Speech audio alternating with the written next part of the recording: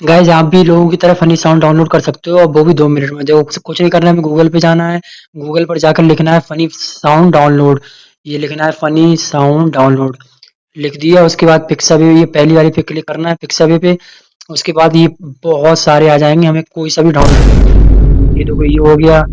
फिर देखो ये, फिर ये देखो, ये यहाँ से मैं डाउनलोड करके दिखा दे रहा हूँ आपको। बहुत सारे आप डाउनलोड कर सकते हो, ठीक है। ये देखो ओपन हो गया और ये डाउनलोड में चला गया। ऐसे ही आप कोई से भी डाउनलोड कर सकते हो, ठीक है। और देखो आपको दिखाता हूँ, और नीचे जितने भी हैं बहुत सारे हैं सब। और फनी नहीं, मतलब कोई सा भी सैड साउंड भी डाउनलोड कर सकते हो, सैड साउंड।